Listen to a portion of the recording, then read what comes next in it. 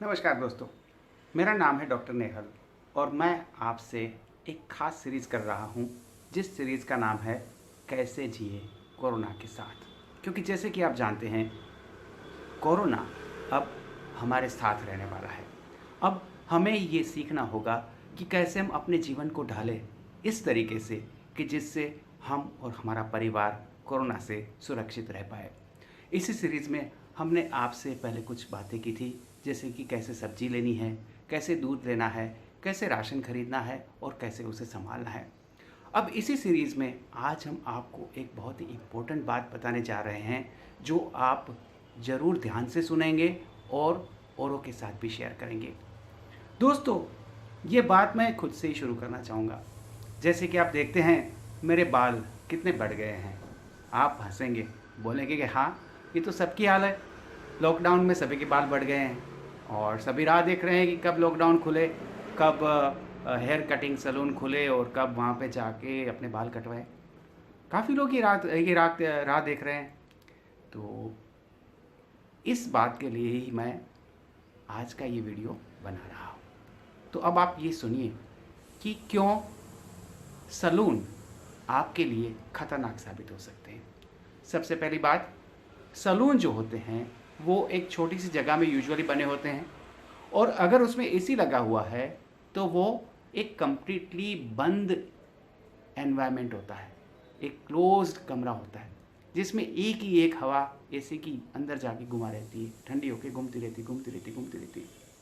अब आप सोचिए कि अगर आपसे पहले वहाँ पे कोई कोरोना का दर्दी आया हुआ है, एसिम्टोमेटिक है, किसी को मालूम नहीं इसको कोरोना है, उसने अपने बाल कटवाए, दाढ़ी बनवाई, जो भी करा वो वहाँ पे करा, और फिर उसी कुर्सी पे आप बैठते हैं और जहाँ पे उसने थोड़ी सी खांसी कर ली है उसी एनवायरनमेंट में आप सांस लेते हैं, क्या होगा? आपको कोरोना हो जाएगा। ऐसा ही कुछ हुआ दोस्तों मध्य प्रदेश में। वहाँ पे एक खारगोन करके डिस्ट्रिक्ट है, वहाँ पे किसी एक जगह पे एक सैलून में कोई अपने बाल कटवा के आया, किसी को मालूम नहीं था कि उनको कोरोना है। उसके बाद जो लोगों ने बाल कटवाए उसमें से 6 जनों को कोरोना पॉजिटिव हो गया है। तो ऐसा आपके साथ ना हो, इसके लिए क्या करना चाहिए? तो सबसे पहले तो आप ये बात ठीक से सुन लीजिए कि बाल कटवाने के लिए सैलून में नहीं जाना है। तो क्या करना है, क्या उपाय है इसका? आइए हम आपसे ये बात करते हैं कि इसके क्या उपाय है।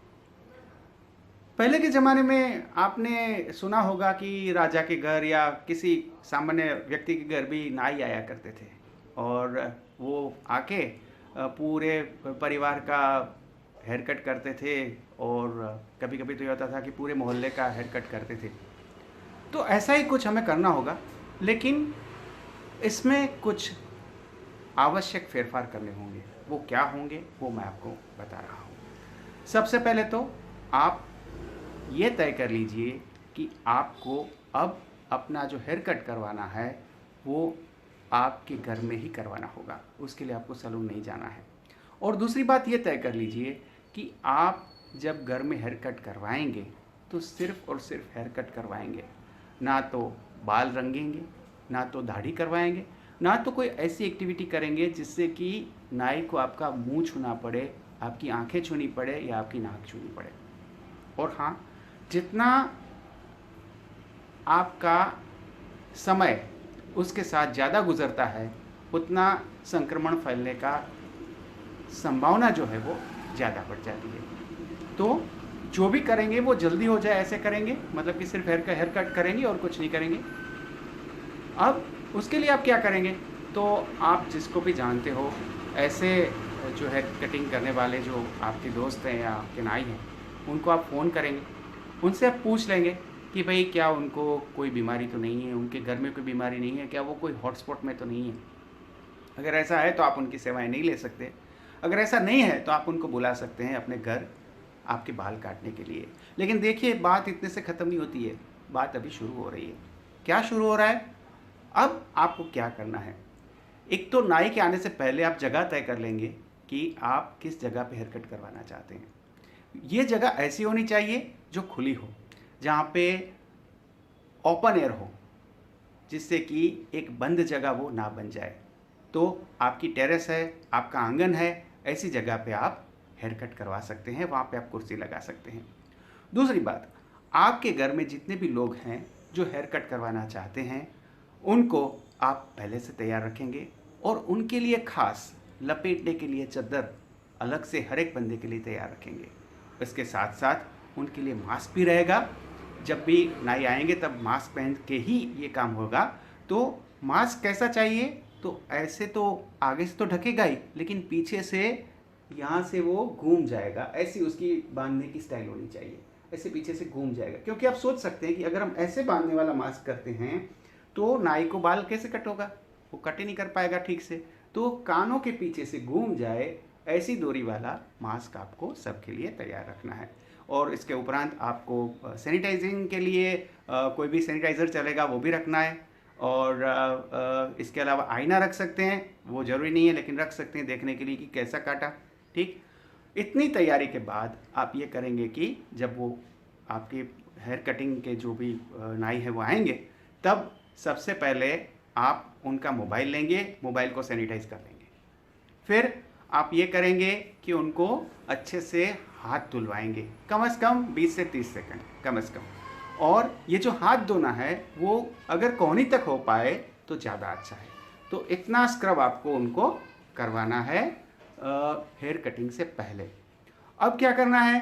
तो उनसे 6 फुट दूरी बना के आप पहले बात कर लेंगे कि आपके हेयर कैसे कट करने हैं, लंबे करने हैं, कम करने हैं, क्या करना है वो आप पहले से बता देंगे। क्योंकि जब हेयर कटिंग चालू होगा तब आप एक दूसरे से बात नहीं कर सकते, क्योंकि अगर तब आप एक दूसरे से बात करेंगे तो संक्रमण की संभावना बन जाती है।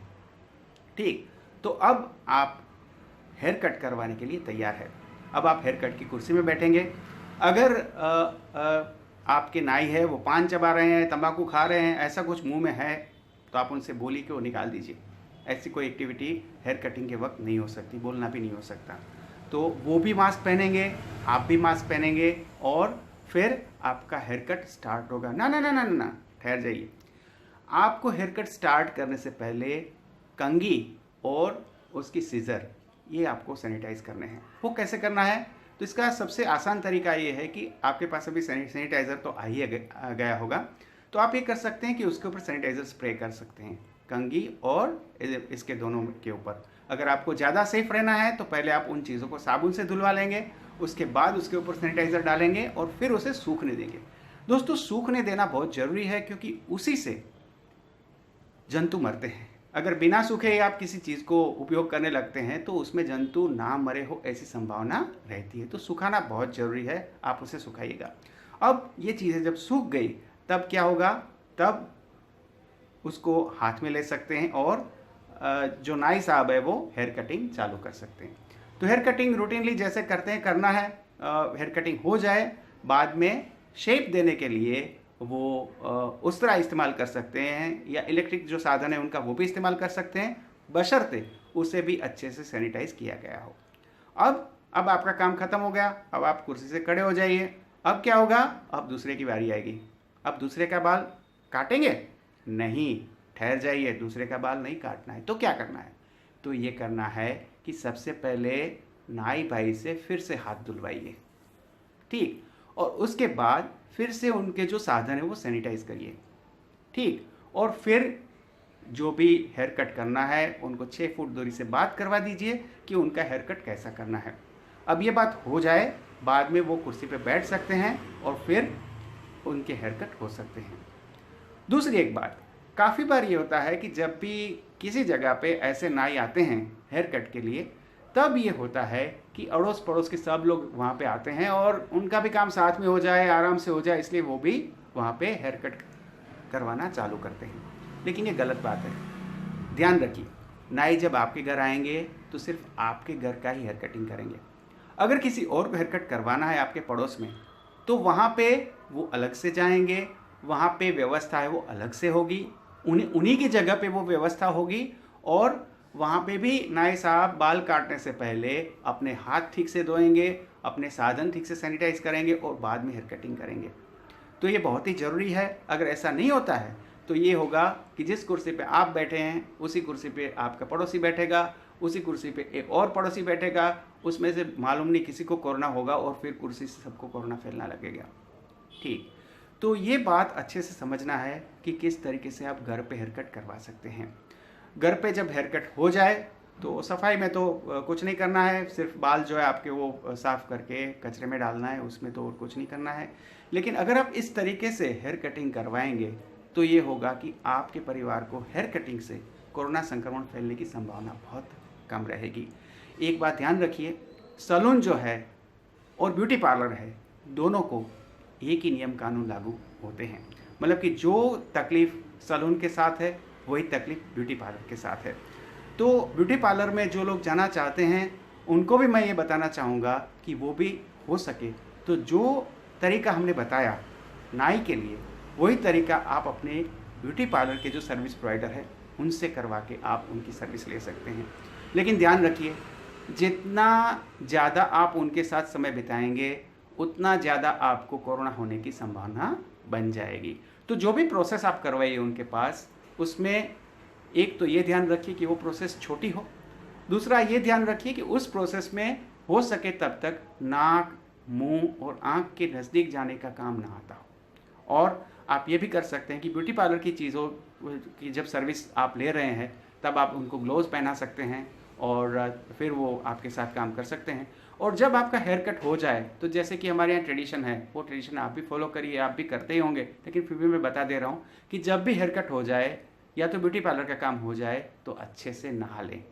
ठीक, तो ये असली तरीका है, सही तरीका है हेयर कट के लिए। मैंने अभी नहीं करवाएं, अभी मैं भी ढूंढ रहा हूँ किसी को जो अच्छे से हाथ पाथ धो के अपने साधनों को सैनिटाइज करके मुझे हेयर कट करके दे।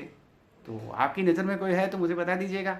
ठीक, लेकिन ये वीडियो ज़रूर हर एक उसके साथ से शेयर करिए कि जिनको कि हेयर कट करवाने की ज़रूरत है, मतलब कि हर एक के साथ शेयर कर दीजिए। Thank you so much. ऐसे और भी वीडियो हम आपके लिए लाएंगे, तो आप हमसे जुड़े रहिए, ये वीडियो शेयर करिए और हमारे चैनल को सब्सक्राइब करिए। Thank you so much.